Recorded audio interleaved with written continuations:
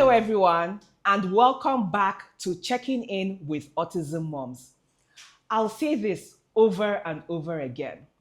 One of the most powerful things we can do as autism moms is to share our stories. Because when one mother speaks, another mother feels less alone. Today, I'm being joined by yet another very special guest, Nwannediuto Ugonna-Opara. Thank you so much for having me. And I love the way you pronounced my name. Oh, thank you so much for being here. I hope I pronounced your name very well. Beautifully. I'm so excited to have you on board. Same here. And to have this conversation with you. So let's get into it. Please. I want to start by asking you how many children you have. 2. I've been blessed with 2 children. Okay, so a boy and a girl, 2 girls, 2 boys. A boy and a girl. The boy is older, the girl is younger. And who is on the autism spectrum? The boy. The boy. Yeah. How old is he? He's going to be 8, but he's 7 currently. Okay. And how old is your daughter? She's 6. 6, okay. So I know the age disparity, so I'll just give a short brief on that, if that's okay with you. So it took us 3 to 4 years to have the first one. So of course we were not planning. We weren't even bothered about planning. So the second one came as a bonus. That's a blessing. Thank you for giving us that background. Yeah. So I want us to go back in time. Okay. Can you touch on when you started to notice that your son may be different? Okay. Having a second child, a daughter, she came and she was speaking at the speed of light. And it's true because of the closeness in age. In age. So my son started talking at 9 months. He would say, "Mom, Dad." Okay, your son started talking at 9 months. 9 months. He was talking. So the assumption was we'd met the milestone and moved past it. Yeah. But then after a while, I didn't even notice it until my daughter came and he was going to 2 and she would call his name. He won't respond. You know, she would try to play with him. He wouldn't even engage her. Actually started noticing, I was making videos back then about it, just home videos, just lovely videos. And at some point I sat back to actually watch and I noticed it. I noticed the trend that he wasn't listening, he wasn't responding, he wasn't playing with her. He'll just focus on his things and he wasn't talking. So I told my husband, I said, look, there's something wrong. And I'm quite certain something is wrong because I talk a lot. Yeah. My daughter obviously took after me, so she talks a lot. My son cannot be different from myself. I know something is off. Yeah. And he said, you know what, don't start doing that. You're projecting negativity. Yeah. And when you were saying this, your son was what, 2 years? He was 2. Okay. Yeah, going on 2. It wasn't even 2 yet because my daughter she started speaking very early, relatively earlier than her brother. So 2 plus, thereabout. I really know that it became very obvious that something was off. And then there was this lovely teacher in the first school he attended who called my attention to it. She didn't use the word autism. She just said, something is off. I just need you to know that there's something off. So if you notice it, let me know. But I don't want to terminate anything in particular. So I'm grateful for that. But that was how I actually noticed something was off. Wow. Yeah. And that was when he was almost 2. Yeah. He was 2 actually. Okay, he was 2. 2 plus, like 2 years and a month. Okay. Give or take. Was he making eye contact? No. So no eye contact. No. He wasn't even talking. He wasn't even saying the mom and dad he was saying back then. Yeah. Yeah, it was like so radio he lost silence. his words. You saw regression. Yeah, I did. I didn't notice it, but obviously it was a regression because the sister wants to play with him. She's like 3-4 months. She's trying to get him to act, and he's just like. And at that time, he was already in school. He was in school. He started early because I'm a teacher. Yeah. And being a teacher, I always believe that early foundation really works. Ooh, it makes sense. You're a teacher. You sound like a teacher. Yeah, I teach English. Yeah, on different levels. So, so I had to put him in school because I felt he needed to start early enough. So before what age did you put him in school exactly? A year 11 months because he was born in October and school resumes in September. September, yeah. Yes. So, and that was, I think, the COVID year. Yes, it was the COVID year, 2020. So he was in school and he was doing well. He would identify his colors, his numbers, he could identify everything. Okay. You know, but being able to now say this is red. But if you ask him point at red, he points at red. Point at yellow, he points at a very early age. He started very early. Okay. So you wouldn't really notice because academically, when it comes to identification, he was doing well. Okay. But then being able to look you in the eye and say something or even to respond to his name was the challenge. Okay. Yeah. And then, from there, From there, I What was told my now the husband, progression? The progression was, having noticed it, I said, we need to see a professional. We need to get a diagnosis. Okay. Because I would like to be certain that it's not intellectual. It's not something beyond just speech. And my husband says, you know what, give it time. So we gave it another year. Okay. While that was going on, I was doing my thing because, like I said, I teach English. So I would give him speech sounds. We'll go with set 1, set 2, set 3, just to get him to start talking. His sister was picking it up so fast. She was gobbling it all up. And I was like, oh, this is fun. And I was hoping that at some point she would start to influence him to get to want to look and identify these words. Yeah. So we were not sleeping because I'm very hyper. So when he was 3, 4, I said, you know what? We started having mishaps, 1 or 2 things. He'll hurt himself. He'll not tell anyone. He'll be able to tell you what's happening. And it was becoming more rampant. And I said, you know what? I can't do this anymore. We need to see someone. Yeah. Sorry, when you say he'll hurt himself, was it self-inflicted? No, or it was wasn't. Just like randomly playful. Like he's playing and he just hurts himself. I just wanted to clarify yeah, that. please. No self-harm. He doesn't hurt himself. But he's very playful. So when he gets hurt, you wouldn't even know because he won't cry out. He wouldn't react. You probably just pass and see a scar, or see an injury and be like, when did this happen? When did this happen? Yeah. And he's like, there's even one time he slept off. He had a splinter in his fingernail. And I know it didn't happen the morning we woke up to see it because it looked like, the next morning it looked like it had already gotten inflamed. So imagine he actually slept with it all through the night and there was no reaction. There was no crying or fussiness. He just left it till the next morning. And when we pulled it out, he didn't react. Goodness. I was like, this is not normal. No, it's not. I felt the pain more for him than he obviously was feeling. So these are the things that made me say, do you know what? We need to get an official diagnosis. A lot of children in the spectrum, they don't react to pain. No, obviously not. The threshold for pain is in a different level entirely. Different level. Yeah. Yeah, the one feeling hurt. Because that used to happen to my son too. Oh. There was a time he hurt himself and it was quite a deep cut and he didn't react. I'm like, what is this? Yeah. But now he does. Yeah. So I think it's learning how to react to an injury because obviously you can tell this is, sometimes I even mimic the crying for him. To get him, yeah, really, like you hurt yourself, I'm like, oh my gosh, this is painful. And he's like, okay, this is painful. So mimicking so he knows when to react, what to react to, and how to react. Yeah. That's funny, but yeah, that's the only way you can actually tell when they hurt themselves. That's also part of therapy and, teaching them the different emotions just to help them express themselves some more. Sorry. Are you okay? Yeah, I am. I'll be fine. You remembered something. Yeah, you had a flashback. I'm so sorry. It's okay. When he was born, he had a bit of a medical emergency and he tried to get blood. And it took them an hour plus to get blood. He had so many puncture wounds on his hand and he wasn't crying from the pain, I could tell, but I couldn't do anything. Can I hold you? I couldn't even, I'm so sorry. I know.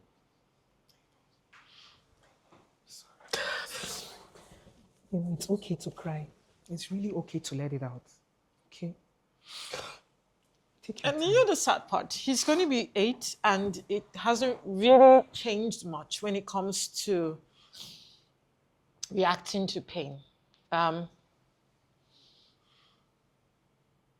He's broken 2 of his permanent teeth. He's had surgery on his gums. He had one hanging up by the ligament. It's been a beautifully tough ride so far. Yeah. But my joy is he's talking now, so that's the upside. Oh, congratulations! Yeah, he is. I'm so happy for you. Like conversations. Yeah, he has conversations with his sister a lot. Oh, wow! Yeah, and he tries to do the same with other people in school. So that is amazing. Yeah. How were you able to, go move from non-verbal nothing at all to now full conversations? Please. Intervention, early intervention. Okay. I can't stress how important it is for people to own up to something. If something is happening, admitting to it doesn't make it such that you're condemning your child. You're simply seeing it for what it is. Yeah. And then you're able to look for the resources, people and materials to be able to help you. But I can't overstress the importance of community and support from people around, because if you're doing something for your child and people are looking at you like you're crazy, it takes a lot of gut and willpower to say, do you know what, I really don't care what people say. Yes. This is what works for me. This is what will work for my child. And as long as it's working for my child and my community or my immediate community, I really don't care what anybody has to say about it. And that's what people need to understand. Yes. So moving from non-speaking to speaking and then communicating in the best way possible. Yeah. Intervention. We looked at the holistic approach. We were going for behavioral therapy. We're doing speech therapy at home. Okay. We're working on his diet. We're working on supplements. We're working on just finding a way where what works for him works for him. So my research doesn't stop with just him. It goes beyond what he's doing now to what can we do to make it better, to make it easier as he grows older. Because I know the teenagers, a lot of parents say, becomes a bit problematic. Yes, so it's tougher. Yeah, it is, usually. Yeah. So we're looking at a space where, as he's growing older, he's getting more comfortable with the therapy, the intervention. We're expanding it to fit his age. You know, it's so much work. You know, I actually had to start working in 2022. Yes. You stopped working? Yeah, actively working, because I still work. Okay. But I don't have to get up in the morning and go to a place of work and then stay there till 4. Because at some point I felt this guilt. It felt like I was spending more time at the office than with my child. I could see that he was needing my support and I was not able to give him.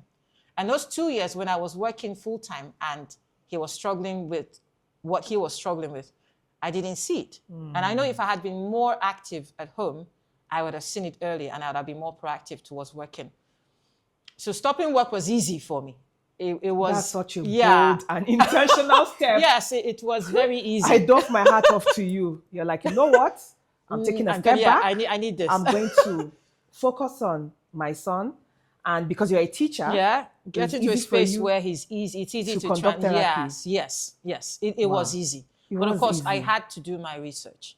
Because I was going to say, what kind of challenges did you face, trying to conduct therapies yourself? So was it just the speech therapy you were conducting, or you're also conducting occupational therapy? Occupational therapy too. You did that? Yes. Like, so speech therapy for me started first because he needs to tell me what he wants. He needs to be able to communicate what he's feeling, how he's feeling, the things that I can't see, that only he can see, and he can express it. So whenever he covers his ears and he goes all, and we got headphones for him at first, but I realized that limits him. Because when you cover the ears, you're not allowing him deal with it gradually. Gradually, yes. And with age, it becomes a bit more, you become so dependent on these tools. These tools are important. Yes. But we don't want dependency. We want them to be able to shift in and out, use them comfortably. So when he does that, when he needs it, I say, do you want me to cover your ears for you? He grabs my arms and he covers his ears. Or I have the headphones nearby and he takes it and he takes. So he knows when to use it. Yes. So that's me training him to be able to be independent without me all the time. Yes. So this speech works where he can tell me what he wants. And then occupational means he can actually pick out what he wants and use it without me always being there to monitor and stress over everything that he's doing. But I got a lot of pushback with academics at some point.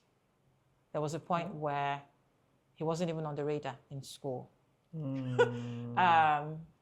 Someone who is brilliant, because some people call him high-performing. I don't like to use that term. I like to say that his skills in academics are a bit more pronounced than his skills in communication and behavior. So he's good with numeracy. He's good with science. He can memorize an entire book, 50 pages, 60 pages, and read it. Yes, that's how good. You could give him some 62 times 400. Einstein. Wow. Yeah, and he would give you this. So he wouldn't even. It's like he can picture it in his mind, because he's not doing it. He's not doing 60 times 5. He's just telling you the answer because he knows it's 300. Wow. Yeah. And then he can. You have a little genius in your house. I know, right? So I'm blessed with that. Yeah. And I know autism is not intellectual disability, so to say. It's not academic disability. It's just being able to communicate in a way that people understand you and you understand what people are saying. Verbal cues, non-verbal cues. It's a whole pot of, different things that come in place. Yeah. And like they say, one shoe size doesn't fit the other person. You have to find what works for you. But it takes intentionality. It takes deliberateness. And when you mentioned the holistic approach, that's very important to touch on, because you're talking about diet, speech therapy, behavioral therapy, occupational therapy, applied behavioral analysis therapy. Is there anything else you want to add to this holistic approach, or are those the 4 main categories? For me, the dieting is paramount. Yeah. Because I strongly believe that. I'm a big believer of that. Yeah, because therapy, it's like you have an injury, and you place a Band-Aid over it. You haven't treated the injury. Yeah. So that's my opinion. I don't know about anyone else, but therapy is an addition to what you're doing because you need to start from within. Within. Yeah, and then whatever comes from outside, you can now modify to see how it works for you. But dieting first. And then, of course, we all know our diet in this country, it's more carbohydrates. And we know carbs are sugar, just not, refined. So you need to work on the vegetables. You need to work on supplements, multivitamins. Okay, I talk about the supplements. Okay, so this is a bit dicey, so I'll try and be as realistic as possible. Okay. So I did my research, and having gone to the hospital, can I mention the name of the hospital? Yes. Okay, so I went to Luz, pediatric neurology department, and Professor Leshy, I would have to say this because he's my to-go when it comes to my child. He opened my eyes to the possibilities and what we could do. Okay. So he told me the three things, the 3 Ds, supplements, well, drugs, but supplements in this case, diet and detox. Detox. It's important that a lot of parents don't even know when they dewormed their children last. They don't even know when they dewormed last. Yeah. So worms are parasites and they feed off important nutrients in your body. If you don't get rid of those worms, whatever you're eating or ingesting or digesting, part of it is being taken out. The first ones are eating or feeding on that. Detox, yes, supplements and diet. Yeah. Okay. So that's for me, that's the holistic approach apart from the therapy. And can you mention some of the supplements? Okay, so I've got zinc, pediatric zinc. Okay. So we normally, we put it in a bit of water. There's 5 ml caps. Make sure we dissolve it because you could swallow it, but I feel it works better when you dissolve. Okay. So we drink it. We take it like 5 days in a month, once every day. And then we do the B compound or B complex. So we want the B6, the B12. These are very important when it comes to speech and behavior. Okay. Then, of course, you've got the folic acid. I know people say folic acid doesn't work, but like I said, not everything fits a different child. Yeah. My son, folic acid works perfectly for him. Okay. Not folinic acid, folic acid. Folic acid. Yes, so he takes the syrup. Okay. The same thing 5 times a day. Sorry, 5 days a month. 5 days a month. Once a day. So there's 3 things. And then we look at the detox. We look at it from the angle of we get the celery. We get cucumber. We get green apples, and then we put a bit of ginger, garlic, just to spice it up. So I don't do apples for my son. Oh, okay. Why? Yes, you see, that's why this statement is one size doesn't fit all. Because for me, my son, I noticed that when he has apples and grapes, he gets very hyper. Oh yeah, the sugar. Yeah, so do you do it just the blending, or do you put it with the fiber? Or make it as a juice? So not as a juice. Initially, he just used to take it whole. Okay. Yes. And that's when he would get hyperactive. So that has been completely eliminated. Okay. Do you normally peel the back of the apples before he eats them? You know what? Another mom actually asked me that. No. But you know what? Even getting that reaction, regardless of whether I peeled the back or not, it's a no-no for me. Just the apples and grapes. But everything else, papaya. But this is where it gets dicey. The apple is there to sweeten it because cucumber is bland. Yeah. Okay, and celery too is also bland. Yes, so the only reason the apple is there, frankly, is just to make it sweet. Yeah. So when you put them together, the cucumber kind of reduces the impact or the level of the sugar. But if they eat it on its own, of course, my son does the same thing. Yeah. Run up, climb the ceiling, jump off the walls, and then he's everywhere. So I wouldn't give him an apple without mixing it. With the cucumber and the celery and everything else that is green. So they say green is good. Yeah, green. So I go green with him. And then, I'll just go green without the apples. Without the apples, that will work. Because there are so many other things you can add that would make it. And turmeric works too. Yes. It works. Yes. It works like wonders. Yes. Right now, we're doing tamarind juice. Okay. So we have someone who prepares it for us. And then we mix it with a bit of water because it's very strong. It is. So we're doing that just to get his system clean and clear. Okay. So I like this. Let me just summarize this so far. Okay. Holistic approach. Yeah. So that's the diet, occupational therapy, speech therapy, and applied behavioral analysis therapy. Yes. Nothing to add to that for now. Then you have, the 3 Ds. The 3 Ds.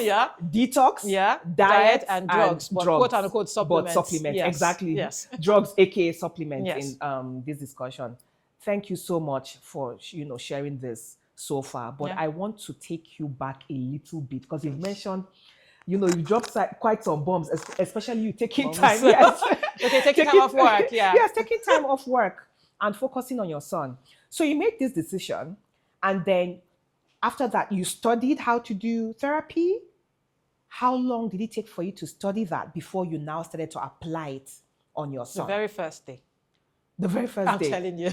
So sorry, you studied it in a day? No, like the No, very okay. first day I started studying, I started to apply. So Okay, I understand. So I have a lot of people that I follow on Instagram who have children on the spectrum, and they put up posts. Not everything I would take, but I'd rather do my research. I go to online journals, research already done, and then from the first day I noticed something. The first day he spoke, we were at the hospital. We hadn't even started seeing the doctors yet. You know how it is when you get referred and, oh, go come. We have to make people to see today, come back next month, come back in 3 months' time. And then it was 6 months into going to Luth and we hadn't seen a physician yet. And I got frustrated. I sat down there with my son and I said, you know what? If I don't get to see someone today, I'm not coming back. And the nurse overheard me and said, madam, but you've been coming so far. I said, oh, you noticed I've been coming so far. Hey, but there's so many people. I said, yes, obviously so many children on the spectrum and they need to see a doctor, but I need to do something as quickly as possible. And then the first day, and I'm going to say this, the first thing we did was pray. It took me 3 to 4 years to have him. We prayed, and on the 30th day, according to the prayers, God gave me my son. Yes.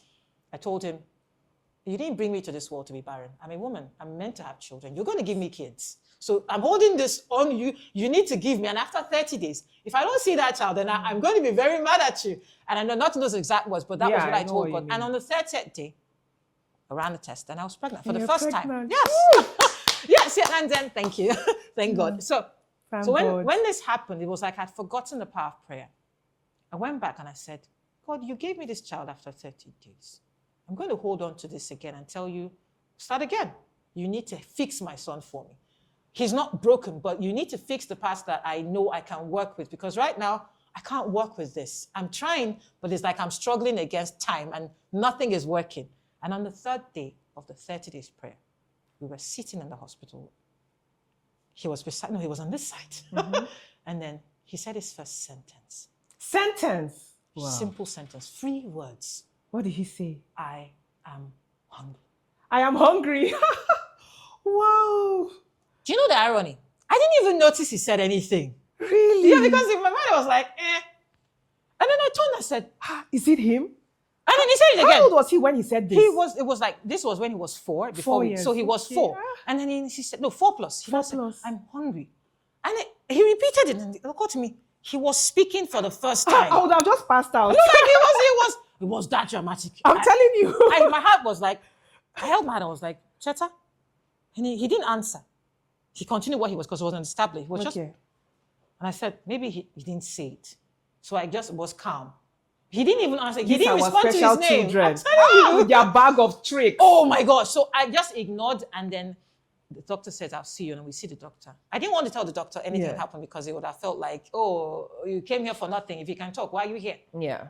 And then I kept quiet. But as time went on, he started to expand. You know, he started to listen to his name and respond. You know, and we just started praying. We had not even introduced the intervention.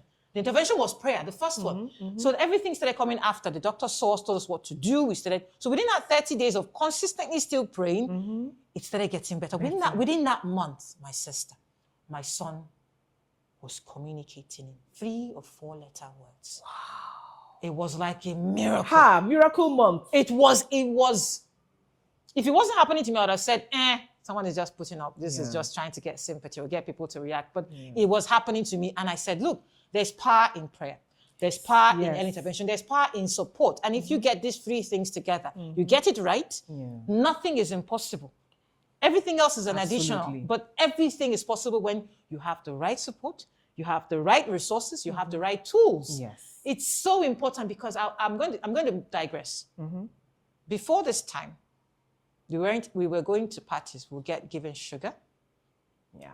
We'll get given drinks, and he would drink it, and it would be nothing. You know, I wouldn't even see it. But when I realized that the sugar wasn't helping, when I realized that the milk wasn't helping, when I realized that the gluten wasn't helping, it became easy to say, do you know what? Throw these things away. So I went to my pantry, to the shelf, and I just started pulling things out. Yeah, really, because the temptation is there. We were giving him golden morn. We're giving him, and this is good, healthy breakfast for a neurotypical child. But yeah. for a child on the spectrum, that's a no-no. Yeah. So we switched to more healthy breakfast, Tom Brown's.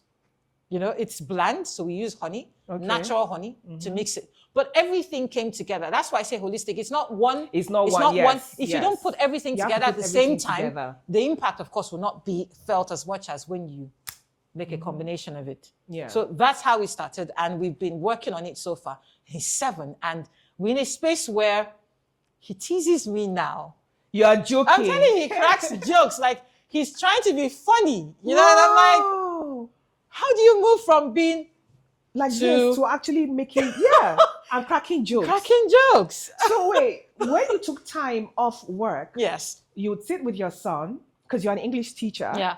And, I can tell they are such a good teacher. Oh, thank you. Oh, teach me, please. Let me be a student. Teacher. Okay. Anyway, no, because you sound like, you really listen, and you are very invested in whoever your subject is to understand. Yes. So talk more your own child.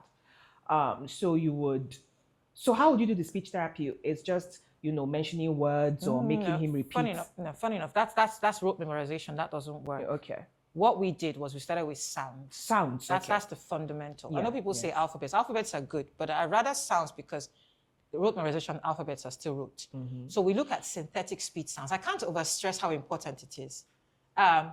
So you have set 1, you got set 2, you got set 3, depending on the level. So from simple, set 1, you then begin to expand to more difficult sounds. So we have the A, the B, D. And these things come out in the way the words are spelt. So it's not I don't know how to explain. There's this one we used to teach us back in primary and secondary school, where they put a schwa, they tell you the schwa sound. Okay. But you don't write like that. You don't write with the schwa. No. You write with the letters, with the sounds. Yes. So my son started with those sounds.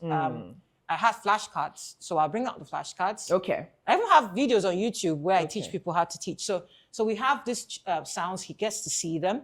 He can identify them in the words. Okay. When I use them, I'm emphatic about it. Yes. When he makes errors, I'm always quick to remind. I'm always quick to step in. So there's no room for allowing the mistake fester. Okay. Once you notice it, you redirect.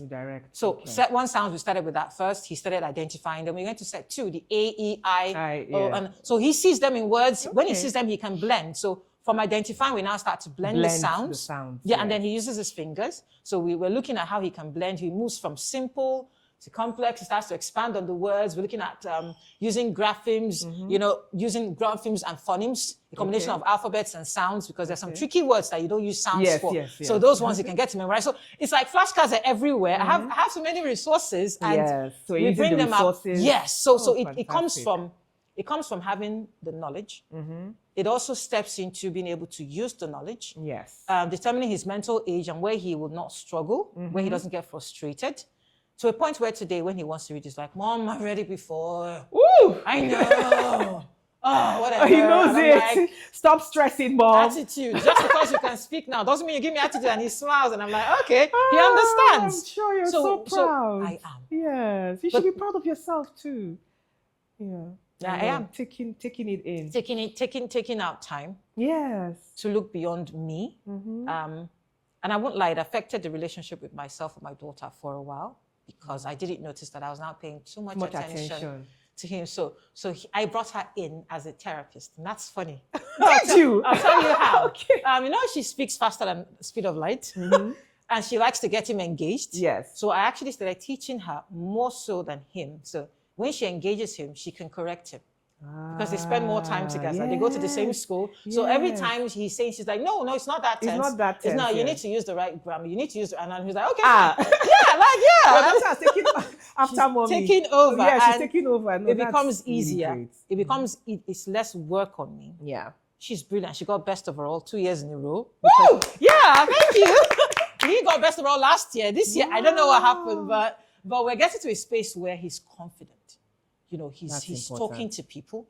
He has friends. Like he's making friends.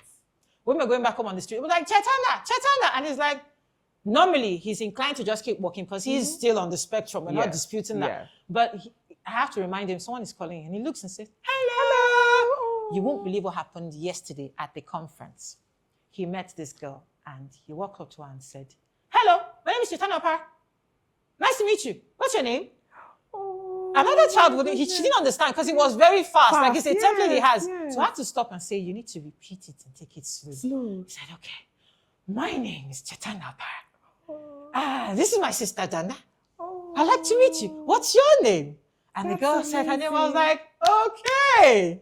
He has a little crush. But that's amazing that he's initiating conversations. Do you know how huge of a milestone that is?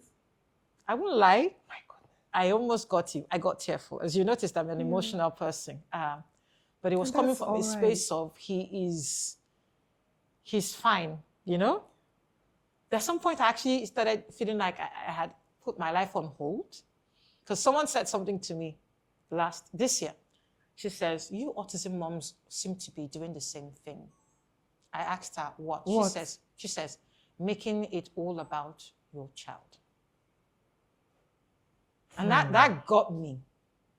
Is it resonating with you? It is resonating. Now, I knew she was coming from a place of being helpful. Some other person would have seen it as, you're trying to say that my life is stuck on this person or taking offense. But I wanted to be open about seeing it from her perspective. And I said, okay, please go ahead. She said, okay, because think about it. I don't know what you do professionally other than advocating for your son. And I said, valid point. She said, so what do you do? I said, what I do is tied to what I do with my son because I teach. Yes, yeah. So I'm able to find a go-between where my profession is helping me work on my child. On your child. And other children, because it's a community that we're developing where we have mothers who reach out and say, what can I do? And I give them the template. Yeah. What has worked for me? And I give the disclaimer at the end of the day. What has worked for me doesn't have to work for you. But you pick it and then you take what you can and run with it. That disclaimer is important. It's important. Say, this template that I gave is not working. Yes, I always Did you lie to me? Nah. But the best part is no one has come back to say it's not working. Ooh, like, that's amazing. This is going to be on Instagram. So I'm happy that everyone gets, no parent who has met up with me has said, it's not working. It's just not as quickly or not as, and I'm like, this is not magic. Yeah. It will take time. Every child is different. So you need to find what works and then be consistent. Don't say because it's not working, you step back. If you're not consistent with something, of course, you won't see the results as much as you would if you're consistent. Yes. So it actually made me realize that I didn't even have friends when she said what she said. So it wasn't just stopping at my child. Yes, I know, right? Okay. It was more like, do I actually have friends? And you don't have friends? Can we talk about your social life? Okay, this is a bit of a dicey topic for me, but I'd say I isolated at some point. Now I do, but there was a time when I didn't have. So we'll be invited for parties, birthday parties. We will sit down within 30, 40 minutes. Something will happen. My son will start to show, symptoms. And back then, I'll feel uncomfortable. I won't lie. I was still at a phase where I was a bit in denial or I was a bit self-conscious.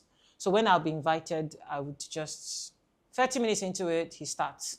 And people are looking at me and saying, madam, control this child now. If you beat him, maybe, And this if you beat him? Yes, no jokes. Like maybe if you beat him more. Now, this even brings me to something that really upset me. It got me so agitated. We were coming back from school one day. I was picking him from school. And there was this guy, he has a shop by the roadside. Okay. And it suddenly started to rain. So I figured, let's go underneath the shop and just shade and just get some shade from the rain. And then my son was trying to stand. Something happened and he mistakenly pushed his sister. She fell, scraped her knee. I was trying to sort her out because I know if I let go of his hand, he could run. Yeah. Because elopement is one of the major things we're struggling with. So I was trying to sort it out. Suddenly from nowhere, the guy says, nah, because now they train I'm right. What? Say every morning pardon my pidgin because in my sock. Yeah. Every morning when I see now they work out, go school, you go they behave anyhow, the papa go they look at me, not go do anything for him. Oh my. Now they beat him. I stopped and I was like, okay. Can you imagine? Yeah, I was like, he has special needs. Yes, like he has special needs. So the solution is to beat your child? So imagine me trying to rationalize and say, okay, but he's not, he's autistic, he has special needs. Yes. But men are not talk that one. Now excuse, yes. So now I don't just sport picking up and down. I was like, bro, oh my. What is your problem? I'm telling you something is off with him. It's like, I don't want. The next thing is this guy went on and for like 10 minutes, just kept ranting. At that point, I was livid. I was shaking. I would be so livid. I would be so mad. Imagine the audacity. I raised my voice and I was like, you have no right to tell me how to raise my child. It's none of your business. And I was speaking my Queen's English and he was there throwing his pigeon at me. I was so angry. And then I realized that, I didn't want to do this. So I got home when it had stopped drizzling. Yeah. And my husband saw me and I couldn't stop the tears. Yeah. I was so, in fact, remembering it now, it's getting to a space Did your where husband go and meet him and like he went right there. Was yes. like, according to what he told me when he got back, was like, next time you see my family, look away. We don't have any business with you. Very good. My wife and children are none of your concern. Mind Very your good. business. And after that, anytime the guy sees me, because we still go to the same route, yeah, he doesn't say a word to me because I know obviously he has learned his lesson. But it really got me so angry that at some point I started staying away. It was that bad because people will, in fact, sometimes they don't have to say anything. It's the look. Yeah, it's the stares. It's like, imagine your son, you're walking with your son and he just suddenly falls to the ground and starts rubbing his body on the ground. And people are looking at you like, is this child mad? Mad. And they won't say anything. Yeah. Most times it's just that look. And but that look says a lot. It actually says a lot. And at some point, even in the hihospital, where you think they will understand, I still got the same stares from professionals. Oh my God. We have a long way Parties to go. you go to and it's like, I would pull him out. Like, even if there was this graduation ceremony. It wasn't his class, but we were invited because we paid and all that. And then we're there and he starts. And the head teacher says, maybe you people should step out. Sorry. Oh my God. And you know, funny enough, sorry he still got kicked out of the school.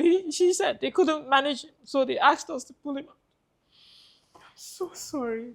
I am so sorry. And I'm like, I'm so they sorry. knew before we put him there that he will. He got pulled out. It's his second or third school, he got pulled out. And I'm like, when does he get better? Goodness. When does it get sorry. better? So imagine me at that space, I'm like, I don't think I need anybody around me right now because nobody seems to understand. So I didn't have any friends, and then I randomly from nowhere, my church, this lady who's been watching me, and she was like, not lady, a woman, mother. And she's like, I know your son has special needs. I think you should join this group. It's a prayer group. Just join them, pray with them. They're praying about special needs children and all that. And she sends me the link. And so I join.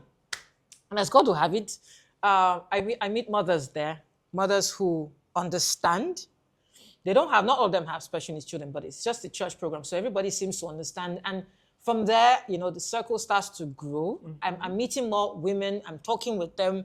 I attend meetings, physical meetings, and they help me with my son. Where they see him doing that, and they just laugh. So there's acceptance. And it just started with one person reaching out and saying, "You need help. Yes. How can I help? If it means me introducing you to a group of mothers, then by all means, bless her. Yeah, bless her." That is the acceptance. Yeah, that is the inclusion, It is. And she saw you. She saw me for what I was going through and said, you need this. Yeah. And I wasn't scared. I reached out and I allowed them come in. And that's what a lot of mothers, parents with special needs children are struggling with today. I see it everywhere. Sometimes I'm in church and I notice one or two children are doing the same thing my son would do. And I just say, another one. And I try to reach out to the parents. And I'm always very careful because I don't want to assume, because they might just say, I know some parents who have said, no, my child's not autistic. And I'm like, that's fine. And my child doesn't have ADHD, please. And I'm like, that's fine. Yeah, in denial. Yeah, and I'm good. That's fine. It's good. So I let you be. But the ones who are willing to open up, they take it and they say, what can we do? Yeah. And I'm basically I'm paying the way forward. I'm doing what someone did for me, for others, because I know this is important. Because when you isolate, this is what it does. And a lot of people still don't get it, that autism is not, it doesn't necessarily have to do with academic disability or intellectual. It's more behavior, and behavior is controlled by communication. There's so many things that if you isolate, then how do you give your child that space to communicate with others? Even if it's not verbally, it's just being around other children, neurotypical children, neurodivergent children, just being there in that space where you have other people reaching out, people coming in, people coming into your space and you allowing them come into your space. But there's always that boundary you need to put at the end of the day where people know that as much as they're there, there are some things that they cannot influence. There are some things that I will not allow them affect. I will still protect my space while allowing you come in because I need you. And my needing you means that I allow you in. So I like to say this for the sake of parents who are still, deal with it in a way where my son can fall on the ground right now. And trust me, I'll do the same. Yeah, like I become a child all over again because I know that's the only way that I can manage. So when he falls, I don't start, get up, stand up from there. Why are you doing this? I just stop. And this is where occupational therapy comes in. And behavioral therapy. I stop and say, I call his name, Cheta or Hugh. Hugh, Cheta, and he stops. And I say, 3, 2, 1. He knows that I'm telling him, wind down. Okay. So that's our language for wind down. Like you need to calm down. So I don't use the word calm. I just get his attention and I start counting from 10 to 9. So it's, for me, the countdown makes him know that there's something about to happen. We're moving on from 1. So I don't want you here anymore. I need you to move here with me. But I'm not going to force you. I'm going to get your brain working so that you know to move with me. So it comes with practice. It comes with knowing what works for you. So everybody needs to find what works for them, regardless of what people think around you, because people will always say, people will always assume. That's why we're people. Even I will make assumptions if I was the one without an autistic child. But it's you seeing beyond it and saying, do you know what? Say what you might, do what you might, but I'm not going to let it affect me. Because I need to have a social circle. I need to have friends. So if my friends can accept me for who I am and what I'm carrying, then that's fine. Maybe they shouldn't be around me. You know, but my circle of friends is small. You're also part of my friends now. Yeah, really, because it takes having something in common. To be friends with someone. And we have a lot in common. So it's easy. And I'm a social butterfly. I'm an introvert. That's weird, right? But I'm able to just say, I can do this. And I'm not worried about what people say. If I look stupid or I look foolish, it's fine. As long as I'm okay with what I'm doing and I'm not stepping on anyone's toes. I'm good. Thank you so much for being so open, you know, and I'm glad that angel came and took you out of isolation. You are awesome. We're friends now. You're awesome. Of course, you should not be in isolation at all. I understand a lot of mothers to step back, you know, especially like with social events. But for me, with my son, if they invite him, I'll carry him. It's my handbag. I will take him. If you like stare, I'm gonna stare at you right back. I'm staring at you right back. Without being aggressive. Even in church, sometimes people are like, madam, control your child. Little incident. We were in church. I like to sit at the back to avoid gist. So while I'm sitting, this man, the church warden is like, madam, control him. He's making so much noise. And I say, oh, okay. With that smile, would you like to do it for me? There's a space right here. You could sit down and help me manage him. And he said, sure, why not? And he sat. 30 to 40 minutes later, he stopped and said, madam, well done. You're trying. He says, he learned. Because it's easier. It's easy to say. It's easy to criticize from an angle where you're not in that space. But if I put you in those shoes, exactly, you put him in your shoes. Be there and see what I'm going through. So it's not a matter of me spoiling him or his fault. He can't seem to help himself. So, so someone told me, there's research actually. I found out. They see whenever the babies close their ears and they're like, you know that sound back then when we had TVs that had lines? Colored lines. When the TV comes in here, that's the sound at that decibel that these children can hear. Really? I'm telling you. Like you can't hear it. But they can. That's how sensitive they are to sound. So if you think that's annoying as a child, imagine as an adult, you just hear a sound in your ear. Of course, your reaction will be, oh my God, my ears. You wouldn't mind that people are looking at you. So just imagine close your ears to protect the sound from coming, even though the sound is not coming in from. So it's not the noise that you can hear. It's the invisible, the invisible sounds that you can't hear that they pick. Yes, that they are picking. So you can't tell a child at that point to behave when they're struggling with that. And then the sudden outbursts. Oh, I went to school the other day, and it's random because it doesn't pertain to what's happening there. So a lot of people say, that's weird. When he does it, I'm like, special needs. I wear that badge with pride because my son is awesome. Autistic children, whether they're severely or profoundly autistic, there's something about them that makes them awesome. We just need to find it. That's why they call them special. That's it. They're special children. It's just a difference. For me, autism is just the brain interprets differently from every other person. Yes. But if you take it and you use it, you see that every single child on the spectrum has something that they're awesome at. Yes. You just need to find it. And not just find it, develop it, enhance it, make a space where that child can actually thrive using whatever skills that they have. It's like creating your own business. Yeah. It's like creating a business for that child that works for that child. That works for that child. Yes, because if you stop and wait for society to happen or wait for anyone to come and support you, you'll wait forever. And the earlier you start, the better. So, off the back of this comment you just made, I'm taking you back, sorry. Please. When you started speech therapy, you were also conducting occupational therapy. Yes. How were you doing that? What sorts of things were you doing? Okay, so I believe it's lifelong skills. Okay. If you get a child to button their shirt, I don't know how people don't understand how important it is for a child to be able to button their shirts. And there's some people take it for granted, or put on their socks, or just put on their shoes, or even brush their hair. Yes. Potty training was the first thing we worked on. How old was he then? Before he was 2. Okay. So I started without realizing he was autistic. I'm proactive. I always like to have my children in a space. When my daughter started going to the potty before she was a year. Wow. Yeah, she stopped wearing diapers at 9, 10, 11 months. So she would get up and go to the potty, use it, and then get up. Okay. Of course, doing number 2, you have to assist. So we started with the potty training. We get him a space where he won't bedwet, because I'll make sure he doesn't drink any water after 7. And then I'll take him to use the toilet within the middle of the night. So doing that. And then he started doing laundry recently, like last year. He'll take his clothes, put it in. Yes. Yes. Do you know? Yes, like you mentioned it, and then it literally you did, to get the idea. He does the dishes. Yes, he assists me in doing the dishes. He wants to cook. So I'm in the kitchen. He's like, Mom, what are we making today? Is lunch ready? I say, if you want lunch, you need to enter the kitchen with me. So he comes. Yes, he's learning how to chop. Good. Learning how to blend, how to pound, how to stir. He knows how to throw. He knows how to cook. It's funny. He knows how to break the cubes and put it in the water, and then he turns. So he's just basically mimicking how to cook. Yeah. He fills the bottles from the dispenser. Yes, he's very particular about helping his sister. Aww. Yes, he wants to do everything for her, and he gets very agitated when she won't let him. So yeah, he's doing house chores. He's cleaning, he's washing, really he's sweeping. good. Yes. So I make certain that they do house chores together. Okay. So that's part of his OT. Yeah, that's it. Yeah, because for me, that's functional. That's what functional, works at that moment is what I need him to learn.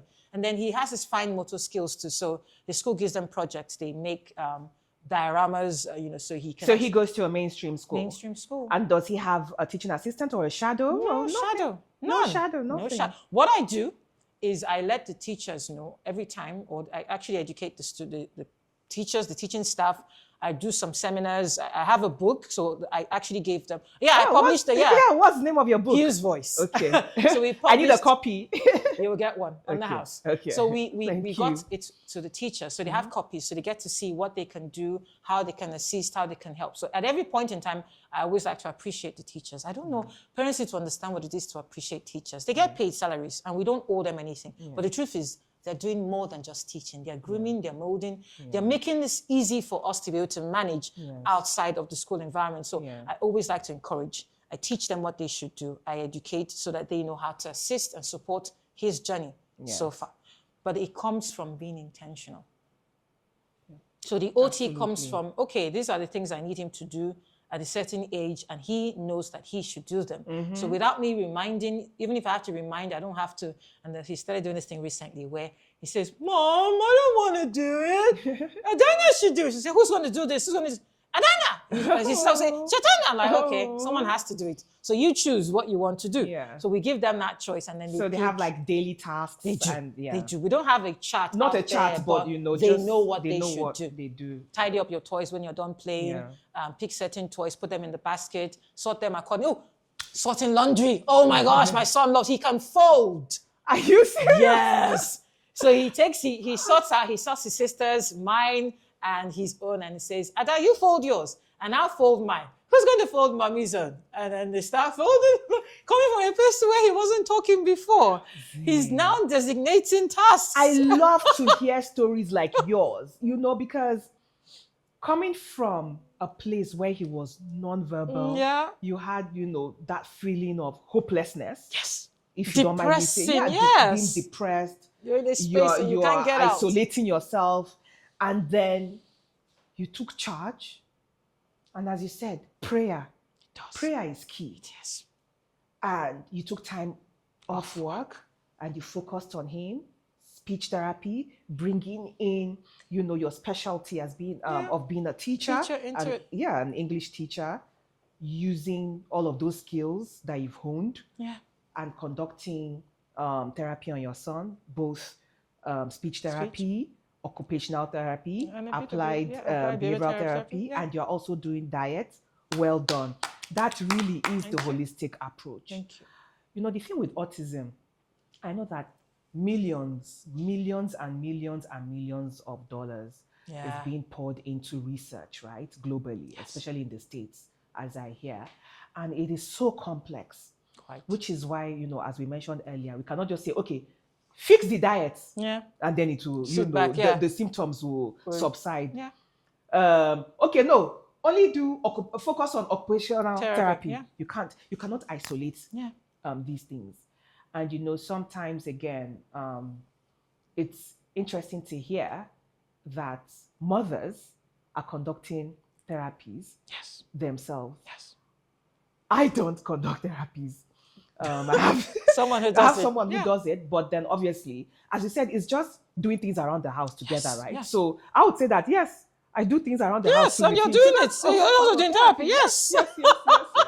It doesn't have to be officially. It doesn't have to officially. Yeah, yes, but it's there. You're doing really it. Commend you. I really have enjoyed listening to your story. Enjoyed sharing my story. I'm so glad.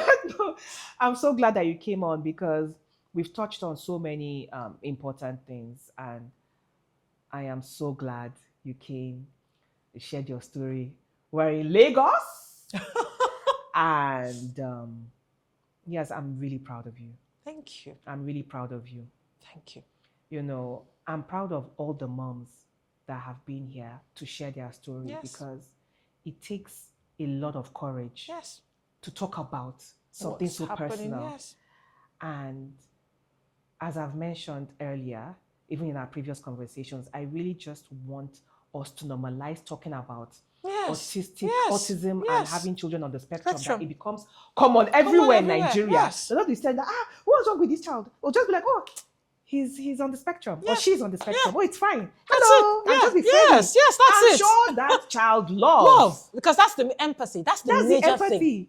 And these children, they are very perceptive. They know the ones that are wicked. They know the ones that are, giving them the side eye and the side bad eye. look. Like you're being naughty. Nice. Just be kind to these It doesn't kids. take anything to all be children, kind. actually. Yeah, exactly. Yes. But with them, those stares.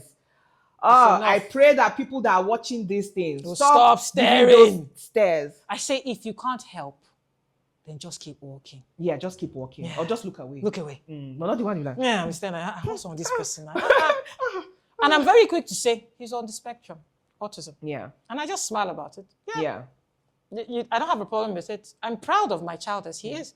And I know all autism parents should also feel proud of their children. Yes. You didn't make that child. You were given a gift. Exactly. No matter how bad it might seem. And you know what makes me sad somewhat? So you know how autistic children don't normally have it on their faces if they're purely autistic? It's not a physical deformity. It's not a physical difference. It's an intellectual, it's a neurotypical, it's all about the mind, the brain, how it works. So you can't see it and say, feel sorry for this child because the child looks a certain way. Yeah. So people it's not like a badge. Yes. So I will carry my badge and I will carry it with pride. I'm a proud parent of an autistic son. I'm quick to say my child is autistic. Deal with it, because I've dealt with it. If you have a problem with it, that's unfortunate. I can't do anything about it. But I would say it proudly and widely, and my daughter does it too. Yeah, so we go out and someone offers him a Coke or a Fanta or any sugary drink and says, he can't take it. Yeah, my daughter does that too as well. Oh my God. He's not allowed to. He's not allowed to have it. Oh my He's not allowed. I'm like, oh, check you out. Yes. And every time I just keep out and watch her do her thing. And I'm like, we're doing a great job. If no one says it to us, we'll say it to ourselves. Yes, say it to ourselves. We deserve a pat on the back. And all autism parents deserve it. Yes. Because it's taking care, raising a child, a neurotypical child is enough work. But then raising one that has special differences, Boy, oh boy. That's Boy, extra. oh boy. That's extra. We should have a party and just dance. And You know? We're doing it. We're doing it. Because this is a full-time, lifelong journey. It is. As long as your children are going to be raised, they're going to grow up, and our prayer is that they outlive us. It doesn't end. Yeah. It never ends. No matter how independent my child is, I still feel like I worry that as he grows older, it's not cute anymore. Yeah. Like that's the talk. I worry about from that the teen, as well. from the child age to the teen years to the adults, and I'm like, yes, I worry about the future. Yeah, it doesn't become easy. So if you start now, which we are doing, it makes it easy for us to be able to see that you can project, you can forecast. Will it become easier? Finding love. My book, I projected into him in the future where he has a friend and the friend notices him and they quote unquote fall in love. I want that for my child. I want my son to be able to fall in love. I want someone to love him for who he is. I want a girl to see him as a special, awesome person and love him regardless of what he might be exhibiting. When he's older, I wouldn't know then, but that's my prayer for him. And I know that's the prayer for many mothers and fathers with children on the spectrum. Definitely. Finding love, somebody who genuinely loves and cares for your child and that wants to spend the rest of their lives with your child. That's.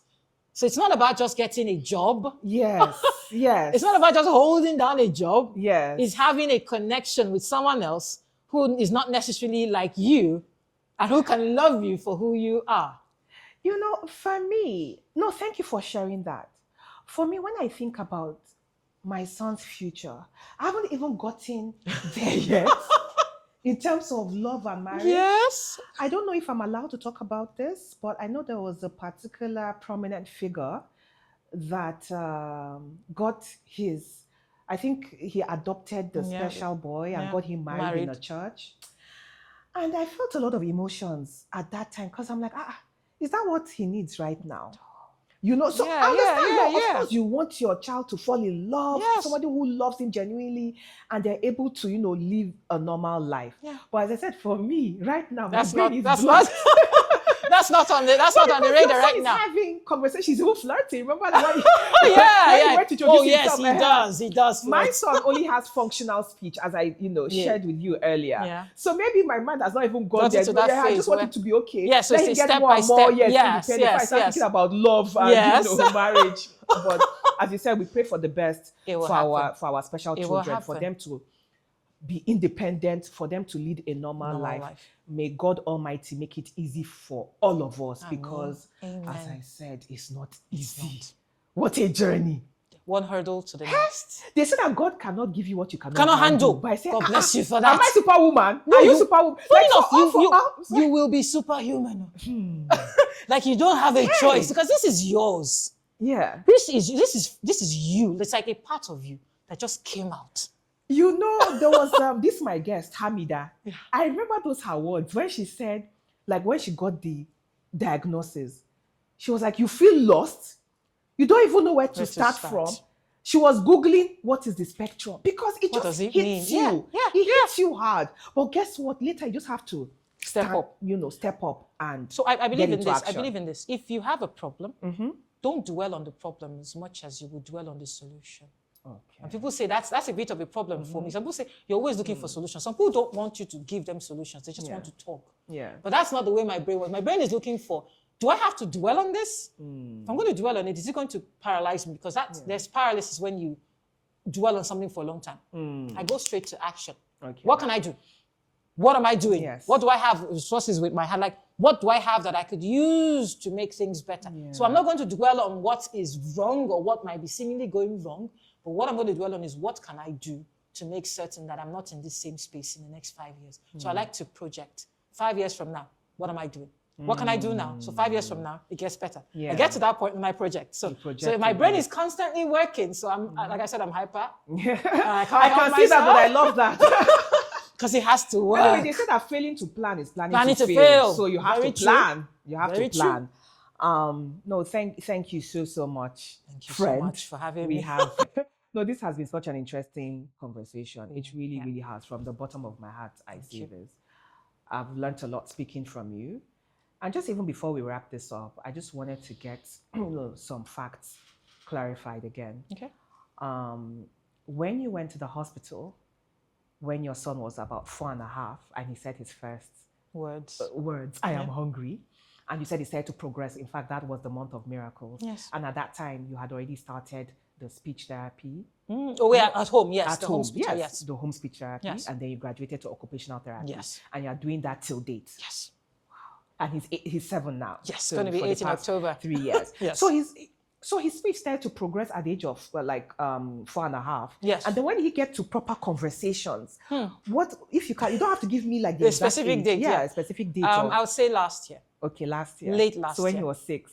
Yes, when he was, when he was 7. Because he was 7 in October of last year. So it was around that time Okay. that he would start. In fact, his personality has really shifted.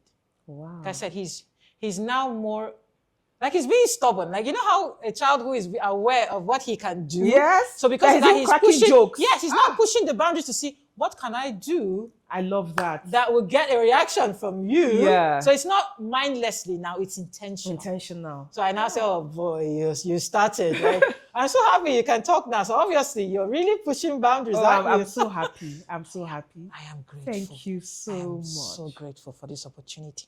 I'm so glad. No, I'm honored to have you here. Honestly, I'm so honored that you're What here. you're doing is awesome. Thank you. Because what you're doing is you're multitasking. You have a child on a spectrum and you're still finding time to give mothers like myself a platform to speak, because when you bottle it up inside, it makes it such that it starts to tell on your health. Mentally, physically, emotionally, the whole works. But when you have someone like you who has a similar story, and then you reach out to other mothers and you get them to start to you don't know what you're doing, but I want to say, on behalf of us autism moms, yourself included, thank you. Thank you. Because it takes sacrifice from your own time to do this. Your resources, it's... you could be channeling this to something else, but you're doing it. And I really thank you so much. You're awesome. You're the best thing that has happened to autism moms, because it takes courage. Thank you so much. Looking beyond your situation to look at other people, you are courageous. You're my mentor. Thank you so much. I'm learning from you. This means so much to me. You have made my day, in fact, my year, by what you've just said. Thank you. If no one tells you, don't You're going to get don't start, because it's infectious. Okay. Okay. Well, you're awesome. Thank you. Thank you. Thank you. Never forget. Thank you so much. I'll not forget. Thank you so much. Sure. Thank you. Wow. What a wonderful conversation that I've just had with my special guest, Nwannediuto Ugonna-Opara. Let me just say this, right? It was so inspiring listening to her story, because her son was non-verbal, then he started becoming verbal at the age of 4.5, and currently at the age of 7, he's having full-blown conversations. He's able to express himself, and he's even flirting, with his crush. That is just amazing. I'm going to quickly touch on what our special guests had said that worked, and that's the holistic approach. So diet, she made dietary changes, occupational therapy, conducting it herself in the house, as well as applied behavioral analysis therapy, and lastly, speech and language therapy. She's an English teacher, and she was able to use the skills that she has as a teacher to be able to conduct therapy on her son. Also, the 3 Ds that her doctor had told her about: diet, which I've already mentioned, detox, and drugs, aka supplements. And of course, most importantly as well, prayers. What a wonderful conversation. And I must say, to the moms that come on here, to the guests, you are so brave. I'm so honored to have each guest come here and be able to share their stories so openly. I am so grateful for that. For those watching to learn and understand autism better, thank you very much. Your understanding can help change a child's life. The full videos are on YouTube and Spotify. Please keep watching. Thank you very much once again and have a very special day. Stay blessed.